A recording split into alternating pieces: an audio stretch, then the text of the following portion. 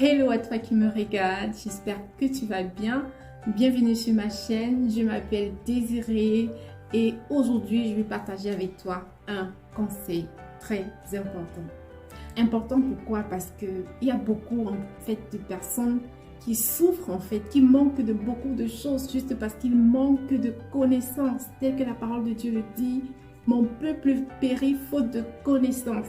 Il y a également des personnes qui prient mais ils n'obtiennent pas ce qu'ils veulent parce qu'ils ne savent pas comment prier, parce qu'ils ne connaissent pas les principes de Dieu. Oui, Dieu a des principes et pour le connaître, il faut méditer la parole de Dieu. Il faut être en connexion avec Dieu. Il faut avoir une relation avec Dieu. Parce que voilà, quand on ne connaît pas quelqu'un, on aura tout du mal à s'entretenir avec cette personne. On va faire des choses, voilà, à contre-temps, de façon maladroite. Mais quand on connaît quelqu'un, on sait comment marcher, on sait comment dire, comment faire et tout. Tu vois que c'est important. Donc c'est pareil avec Dieu. Pour en revenir à notre sujet, à ce dont je vais te parler dans cette vidéo, il y a des personnes justement qui sont pauvres. Oui, parce que je sais qu'il y aura hein? Voilà, l'argent c'est important, d'accord? L'argent c'est important. Quand on parle de finances là, c'est parce que toi et moi on sait qu'on en a besoin. Cependant, l'argent ne doit pas être notre maître, mais nous, toi et moi, nous devons être les maîtres de l'argent. Ça doit faire toute la différence. L'argent est nécessaire, mais ça ne doit pas être notre maître. Cependant, il y a beaucoup de personnes qui sont pauvres parce qu'elles ont choisi de l'être, franchement. Et il y a également des personnes qui manquent de beaucoup de choses, aussi par ignorance, en fait, comme je disais tout au début. La parole de Dieu déclare: l'Éternel est mon berger, je ne manquerai de rien. C'est tellement clair. L'Éternel est mon berger, je ne manquerai de rien. Quand on dit ne manquerai de rien, c'est-à-dire que les finances sont dedans. Tout est dedans. La nourriture est dedans. La boisson est dedans. Tout est dedans. La santé est dedans. La joie est dedans. La paix est dedans. Donc c'est à tous égards. Cependant, quand on déclare « l'Éternel est mon berger, je ne manquerai de rien », nous ne devons pas seulement le dire des lèvres en fait. On ne doit pas honorer Dieu de nos lèvres tout simplement, mais ça doit venir du cœur. Parce qu'un berger, c'est qui? Un berger, c'est celui qui conduit. Un berger, c'est celui qui prend soin des brebis. Un berger, c'est celui à qui, voilà, dès qu'il donne une instruction, on le suit en fait. On suit ses pas. Donc, avant de dire l'Éternel est mon berger, je ne manquerai de rien, nous devons nous rassurer, toi et moi, oui, que l'Éternel est vraiment celui qui nous conduit. Et que en dehors de l'Éternel, nous n'avons pas un autre conducteur qui n'est pas l'Éternel. Là, ça ne marche plus. Parce que quand on dit l'Éternel est mon berger, ça veut dire qu'on suit les instructions de Dieu. Donc, quand on demande quelque chose à Dieu, nous devons nous attendre à ce que Dieu nous demande en fait cette chose-là en retour. Je m'explique. Généralement, par exemple, si tu fais une demande à Dieu, si tu demandes, je sais pas, un enfant, si tu demandes de l'argent, enfin une bénédiction financière ou voilà quoi que ce soit, je vais m'attarder sur l'argent puisqu'on parle là de finances et tout, voilà. Donc, quand on demande une bénédiction financière, on doit s'attendre à ce que Dieu va nous tester au niveau des finances. Il va nous demander ça en fait. Sans regarder ton niveau et tout, il sait ça en fait. Parce que ce qui se passe, c'est que parfois on raisonne trop. Quand tu demandes à Dieu de te bénir, et parfois on s'appuie sur des versets comme si on voulait un peu embrouiller Dieu. Seigneur, vraiment, si tu me bénis, si tu me donnes telle chose, si tu me bénis financièrement, je vais vraiment financer les projets pour ta gloire et tout. Tout ça, c'est bien beau. Mais Dieu regarde au cœur. Oui, et il nous connaît parfaitement.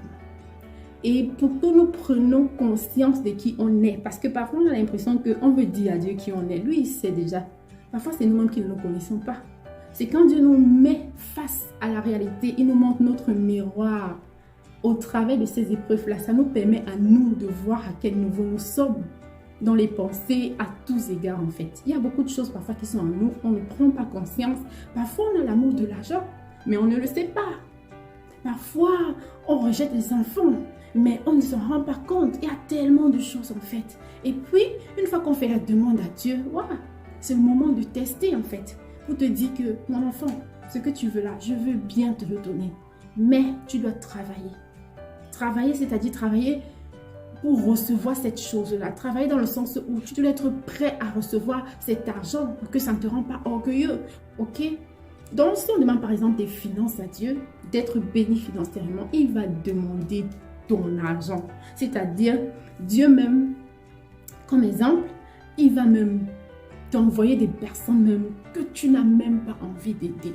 Parce que humainement là, quand tu regardes ces personnes, ce sont d'abord des personnes qui te méprisent, ce sont des personnes, voilà, qui ne croient pas en ton Dieu, ce sont des personnes qui pensent même que tu es perdu, c'est-à-dire des personnes qui savent en fait que tu aurais préféré aider autres personnes, mais pas ces personnes-là. Mais ce sont eux que Dieu va te les envoyer. Donc vraiment... Il faut être à l'aise avec ça. Dieu a ses voies, ses pensées ne sont pas nos pensées. Dieu a sa façon de travailler vraiment. Quand on comprend la pensée de Dieu, on commence à être à l'aise avec ses voies. Donc c'est très important. Pour dire en fait que si tu demandes, quel que soit ce qu'on demande à Dieu, si tu as fait une demande à Dieu, sache que Dieu va te demander. En retour d'abord cette chose, à te tester.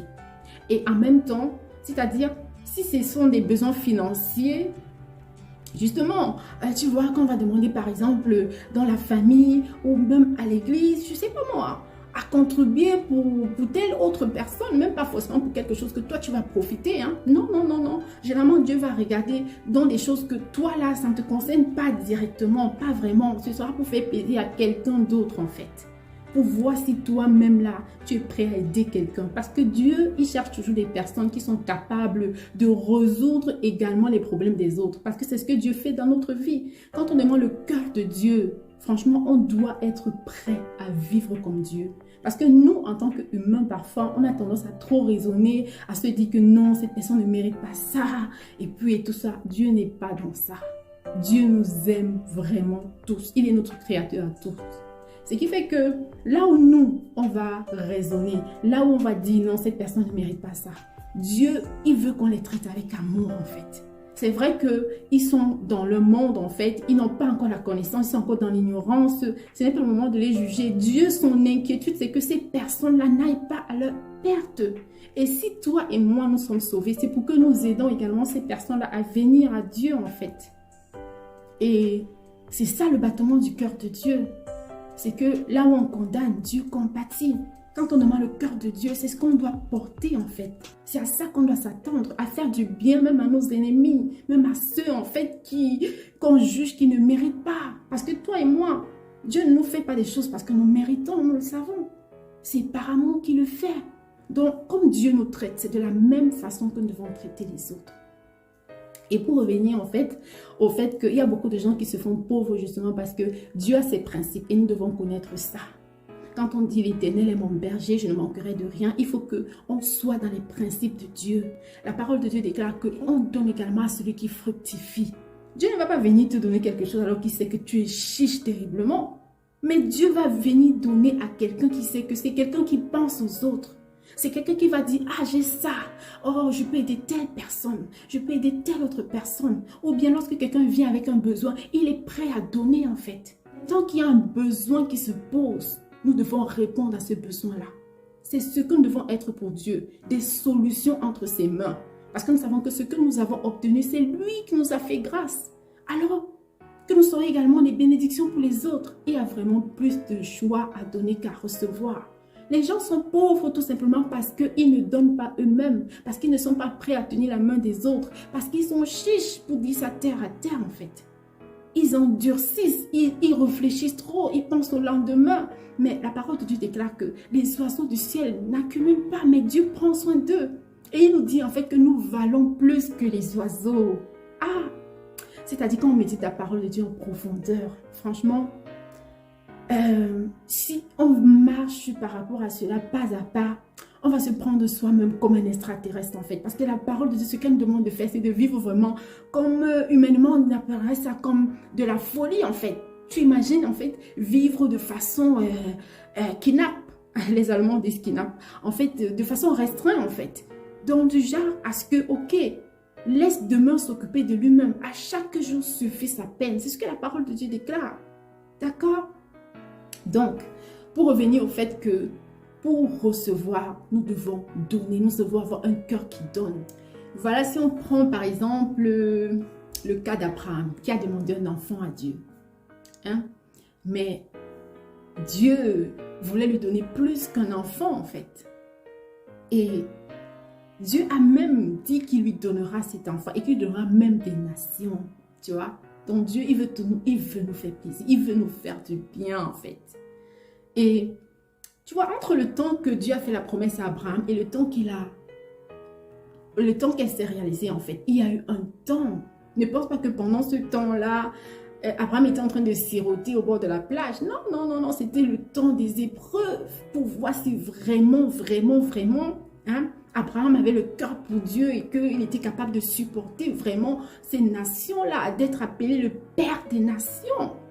Même quand Dieu a manifesté la promesse qu'il a faite, il l'a encore testé. C'est-à-dire, Dieu, franchement, il aime tester pour que toi et moi, là même, nous prenons conscience que oui, vraiment, non, j'ai retenu la leçon, j'ai compris. Ça nous permet à nous-mêmes, parce que Dieu, il nous connaît en fait. C'est pour que nous soyons conscients de notre niveau.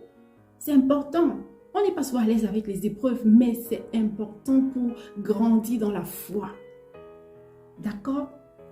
Et donc, et même quand il a donné cet enfant à Abraham, il a encore demandé de donner l'enfant au sacrifice en fait. Et c'était justement le pas vraiment pour appeler à manifestation, voilà, le fait qu'il soit vraiment officiellement appelé le Père des Nations. Parce que la façon d'agir d'Abraham, il agit par la foi, il n'a pas hésité un seul instant à donner son fils en fait. Vraiment, c'est puissant quand on imagine ça. C'est que vraiment, Abraham a une foi vraiment forte. Et c'est pourquoi Dieu déclare dans sa parole qu'il sera fait selon ta foi. Parce qu'il sait que sans la foi, on ne peut pas lui être agréable. Il sait que nous devons avoir la confiance en Dieu, une véritable confiance. Parce qu'il sait comment lui travaille en fait. Si on est là dans le doute pour hésiter ou si on ne connaît pas vraiment qui est Dieu, on aura toujours du mal. Parfois la foi elle va danser et tout. Les jours, voilà, ça fait des navettes quoi. C'est pourquoi Dieu insiste sur la foi, parce qu'on a besoin d'avoir confiance à Dieu. Si on veut vraiment marcher selon sa volonté, si on veut vraiment voir les bénédictions, ses promesses accomplies dans notre vie, parce que Dieu a son chemin. Et pour cela, pour que pendant ce temps d'attente, en fait, nous vivons avec joie. C'est la foi qui permet en sorte que nous passons cela dans cette joie-là, en fait. C'est la foi, c'est pourquoi il veut que nous ayons la foi et la confiance en lui. Tu vois?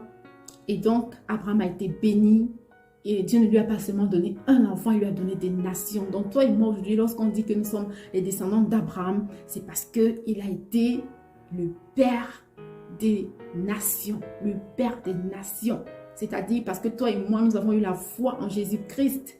Et puisque Abraham est le Père de la foi, nous sommes ses descendants. Tous ceux qui croient, qui ont la foi en Jésus-Christ, en Dieu Tout-Puissant, ils sont les descendants d'Abraham. Donc, ce qui fait de nous aujourd'hui des descendants d'Abraham par la foi en Jésus-Christ. Donc voilà, cette vidéo vraiment, je n'avais pas prévu qu'elle soit longue. C'est là où je comprends vraiment que c'est un message important.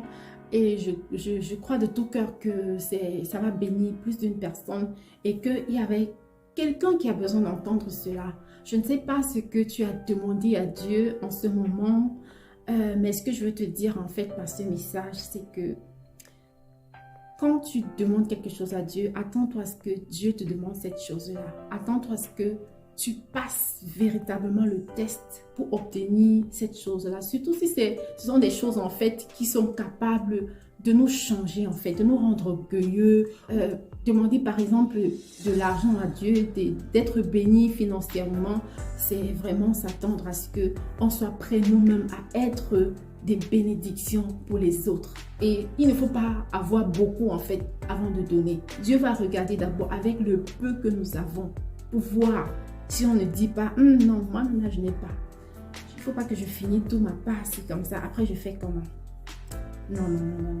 Ça c'est pas le cœur de Dieu. Tu te rends compte que dans la parole de Dieu, il y avait cette dame qui avait donné ces 2 petites pièces, tout ce qu'elle avait. Et Jésus a dit qu'elle a donné bien plus que tous ceux qui avaient donné des grosses sommes en fait, parce qu'elle avait donné tout ce qu'elle avait. Et c'est ce cœur-là que Dieu regarde. Parfois on se dit non, moi je n'ai pas assez pour donner tout. Non, Dieu regarde au cœur. Qu'est-ce que tu en fais du peu que tu as? Et là, quelqu'un qui agit vraiment, qui est toujours prêt à aider, qui est toujours prêt à être une solution en fait, entre les mains de Dieu, de résoudre en fait des problèmes. Ça peut être pas seulement sur le plan financier, hein.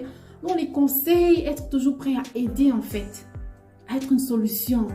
Ça, c'est le cœur de Dieu, c'est ce que Dieu aime. Et quelqu'un qui manifeste ce genre de caractère, en fait, ne manquera vraiment jamais de rien. Dieu va toujours ouvrir une porte, en fait, lorsque cette personne sera en face des difficultés, de façon miraculeuse, en fait. Parce que c'est quelqu'un qui donne également d'elle, de tout son cœur. Et c'est ce que Dieu aime. Donc, ce sera également l'occasion de voir, en fait, si tu rencontres certaines difficultés dans certains domaines de ta vie, de voir si vraiment l'Éternel est ton berger. Et s'il est ton berger, demande-toi peut-être à quel niveau tu as manqué ses instructions. Ok? De regarder si vraiment tu as suivi ses instructions à la lettre. Et si c'est ce qui a été fait, si tu as vraiment suivi ses instructions à la lettre, sache que l'Éternel qui est le berger là, il connaît le bon moment en fait. Il est parfait et ses décisions sont justes. Sois juste dans la joie dans cette attente. Mais si au fond de toi, tu reconnais que quelque part, tu es sorti un peu du chemin, voilà, donc il faut revenir tout simplement et mettre les instructions de l'Éternel, le berger, en pratique. D'accord? Donc voilà. C'est ce que je voulais partager avec toi dans cette vidéo. Je crois que la vidéo t'a béni et je te prie afin que tu la partages, afin qu'elle bénisse également autres personnes pour la gloire de Dieu. Et on se dit à la prochaine par la grâce de Dieu. Prends soin de toi et surtout, n'hésite pas à changer ton sourire, mais que ton sourire change le monde. Bye bye!